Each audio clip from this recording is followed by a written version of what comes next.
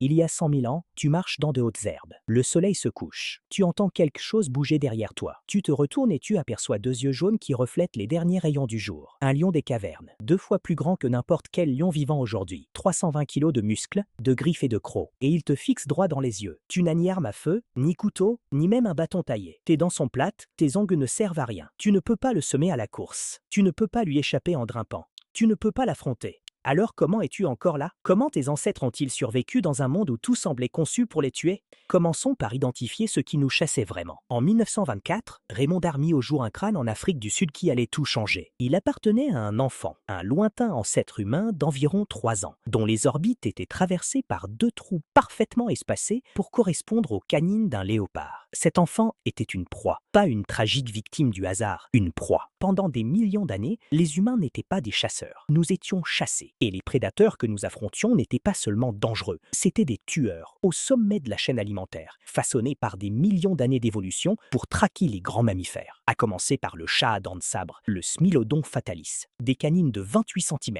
270 kg, bâti comme un char d'assaut avec une morsure conçue pour transpercer la gorge des bisons et des chameaux. Il ne courait pas après sa proie, il tendait des embuscades. Il s'immobilisait dans les hautes herbes ou près des points d'eau, puis bondissait à 48 km à l'heure. Une seule morsure dans la nuque et c'était fini. Et il n'était pas seul. L'ours à face courte, Arctodus simus, était le plus grand prédateur terrestre mammifère d'Amérique du Nord. 3,60 m debout, 900 kg. Ses longues pattes étaient faites pour courir sur de longues distances. La plupart des ours actuels sont opportunistes. Ils mangent des baies, du poisson, ce qu'ils trouvent. L'ours à face courte, lui, était un hypercarnivore. Il mangeait de la viande, uniquement de la viande, et il pouvait courir à 65 km à l'heure. Si tu entrais dans son champ de vision, tu étais déjà mort. Il y avait aussi les hyènes des cavernes, Crocuta crocuta spelaea, plus grandes et plus puissantes que les hyènes modernes, avec une force de morsure de 76 kg par centimètre carré. Pour comparer, ta propre morsure atteint environ 11 kg par centimètre carré. Une hyène des cavernes pouvait broyer des os pour en extraire la moelle. Elle chassait en meute, de 20 individus ou plus, coordonnés, implacables. Et elle chassait la nuit, quand les premiers humains voyaient à peine. Les loups terribles couraient en meute de 30. Les lions des cavernes étaient 25% plus grands que les lions africains, et chassaient en groupe. Les guépards géants, les chassinitars, les oiseaux de terreur en Amérique du Sud, qui mesuraient 3 mètres de haut avec des becs capables de fracasser des crânes. Partout où les humains allaient, quelque chose cherchait à les dévorer. Et voilà le paradoxe. Nous n'avions rien. Un chimpanzé, notre plus proche parent, est 3 fois plus fort qu'un humain adulte. Les chimpanzés ont des crocs, ils peuvent grimper 9 mètres en quelques secondes et ils se font quand même tuer par des léopards régulièrement. Nous étions plus lents que les chimpanzés, plus faibles que les chimpanzés. Nous ne voyions pas bien dans l'obscurité. Nous ne pouvions pas sentir les prédateurs à distance. Notre ouïe était médiocre, notre posture verticale nous rendait visibles de loin et nos nourrissons criaient sans cesse, tout en étant incapables de marcher pendant 1 an. Sur le plan purement biologique, nous aurions dû disparaître depuis 100 000 ans. Pourtant, nous sommes là, et eux ne le sont plus. Chacun des prédateurs que je viens de citer a disparu, et nous sommes toujours là. Alors, que s'est-il passé? La première arme, c'était le feu. Dans la grotte de Wonderwerk, en Afrique du Sud, des archéologues ont retrouvé des traces de feu maîtrisé remontant à 1 million d'années. Des eaux brûlées, des couches de cendres, des foyers. Et le feu a tout transformé. Un feu de camp crée une zone de sécurité d'environ 9 mètres de diamètre. À l'intérieur de ce cercle, les prédateurs ne pénètrent pas. C'est ancré en eux de manière instinctive. Même aujourd'hui, les lions en Afrique fuient le feu. Ils nous offraient de la lumière quand nous ne voyions plus rien. Ils nous apportaient de la chaleur dans des environnements hostiles à nos corps nus, mais surtout, ils nous donnaient du temps. Avant le feu, dès que le soleil se couchait, on cherchait un abri et on restait totalement immobile jusqu'au matin. Après le feu, nous gagnions 3 à 4 heures supplémentaires chaque nuit. Du temps pour fabriquer des outils,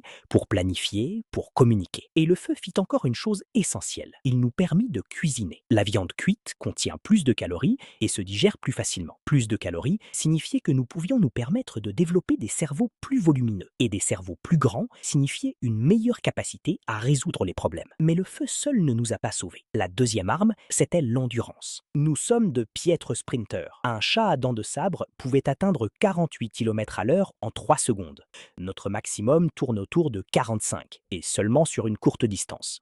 Mais voici ce qu'aucun prédateur ne pouvait faire, courir pendant des heures. Nous pratiquions ce qu'on appelle la chasse à l'épuisement. On ne poursuit pas un animal à toute vitesse, on le suit au trot, juste assez vite pour l'empêcher de s'arrêter. On le traque pendant 3, 4, 6 6 heures. L'animal court, s'arrête, surchauffe, repart.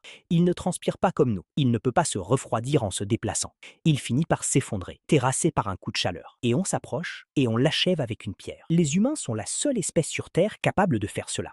Cette endurance est ce qui a alimenté notre instinct de chasseur et assuré notre survie. La troisième arme, c'était la reconnaissance des formes. Le cerveau humain a évolué pour détecter des patterns partout. Des brindilles cassées indiquent qu'un animal est passé par là. De la terre remuée signifie que quelque chose a creusé ici. La forme des empreintes renseigne sur l'espèce, la taille, le moment du passage. Nous avons commencé à traquer les prédateurs de la même manière que nous traquions les proies. Nous avons appris leurs habitudes. Les chats à dents de sabre chassent près des points d'eau, au crépuscule. Les lions des cavernes évitent le feu. Les ours à face courte sont solitaires et territoriaux. Nous observions, nous retenions, nous nous transmettions ces savoirs. Et à chaque génération, ces connaissances s'accumulaient. Mais la vraie arme, celle qui nous a réellement sauvés, c'était les uns les autres. En 2001, des archéologues découvrirent un squelette à Damanissi, en Géorgie, datant d'1,8 million ans. Il appartenait à un ancêtre humain âgé qui avait perdu toutes ses dents plusieurs années avant sa mort. Sans dents, on ne peut pas mâcher de la viande ni traiter de la nourriture crue. Cette personne a survécu pendant des années après avoir perdu ses dents. Quelqu'un la nourrissait, lui mâchait les aliments ou les cuisait suffisamment pour qu'elle puisse les avaler. Aucun prédateur ne fait cela. Un lion sans dents meurt. Un humain sans dents est pris en charge. Dans la grotte de Shanidar, en Irak, des chercheurs ont exhumé un squelette de néandertalien vieux de 60 000 ans. Il avait un bras cassé, qui s'était ressoudé, était aveugle d'un œil et souffrait d'arthrite sévère. Il a vécu jusqu'à environ 40 ans. Il ne pouvait ni chasser, ni combattre. Pourtant, son groupe l'a maintenu en vie. C'est ce qui nous distinguait. Nous ne faisions pas que coopérer. Nous prenions soin les uns des autres. Et nous ne chassions pas seulement en groupe. Nous élaborions des stratégies. Les loups chassent en meute, mais par instinct. Les humains chassent en groupe avec des rôles définis. Toi, tu rabats l'animal vers la falaise. Toi, tu attends en bas avec des lances. Toi, tu bloques la voie de fuite. Nous utilisions le langage pour coordonner des plans complexes. Nous lancions des lances à distance, une capacité à laquelle aucun prédateur ne pouvait répondre. 5 humains armés de lances et d'un plan pouvaient tuer un chat à dents de sabre. Et nous l'avons fait. Il y a environ 400 000 ans, les lances de Schöningen furent façonnées en Allemagne. Des lances en bois à lancer, aérodynamiques, équilibrées, conçues pour tuer à 9 mètres de distance. Nous avions cessé de fuir et commencé à chasser. Puis, il y a environ 50 000 ans, quelque chose bascula. Les humains quittèrent l'Afrique pour migrer vers l'Europe, l'Asie, l'Australie, les Amériques, et partout où nous arrivions, la mégafaune commençait à disparaître. Le chat à dents de sabre s'éteignit il y a 10 000 ans, le lion des cavernes il y a 14 000 ans, l'ours à face courte il y a 11 000 ans, les mammouths laineux, les paresseux géants, les oiseaux de terreur, tous disparus. Le débat persiste sur la part de responsabilité des humains par rapport au changement climatique. Mais le schéma est indéniable. Sur chaque continent que nous atteignions, les grands prédateurs disparaissaient en l'espace de quelques milliers d'années. Nous ne les avons pas seulement survécus, nous les avons dépassés, surpassés intellectuellement, éliminés. Parce que,